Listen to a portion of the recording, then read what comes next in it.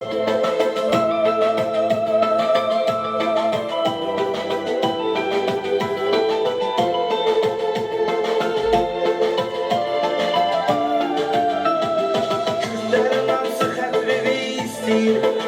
kakaşmışsak olaydı. Sen ölümün yaman yandırır bizi, yandırır bulandırır bizi. İçki sokarırdı çoban yaşında, şekil mi görüyor da baş taşında. Kardeş yüreğimizde tak kimi sensen, mezarda olsun da sak kimi sensen. İçki çetinden de çetindir bize, cavan yaşta koyuldu mezara kullan. Oyuncu ömrünü sürmedi gitti, saldı bizi hasrete intizarın Allah. İçki çetinden de çetindir bize, cavan yaşta koyuldu mezara kullan. Oyuncu ömrünü sürmedi gitti, saldı bizi hasrete intizarın Allah.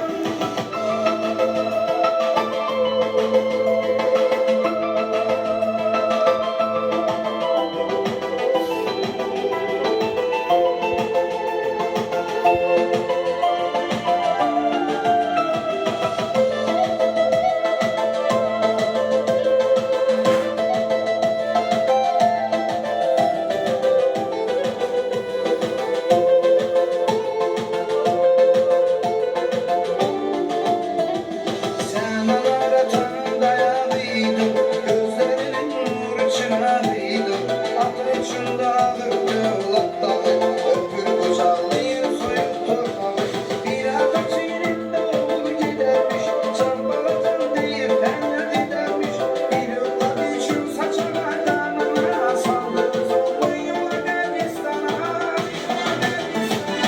İçki çetinden de çetindir bize, cavan yaşta koyuldu mezara kullan.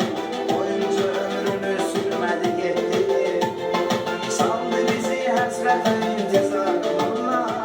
İçki çetinden de çetindir bize, cavan yaşta koyuldu mezara kullan. Oyuncu ömrünü sürmedi gitti, saldı bizi hasrete intizarın Allah.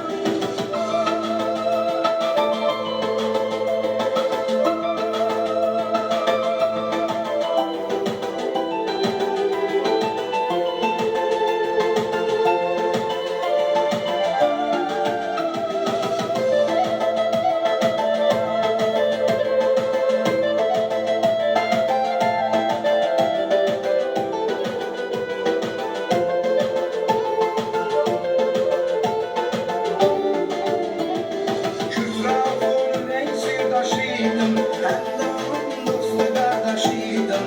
Bilmedi ömrün ne zaman bitmeyin.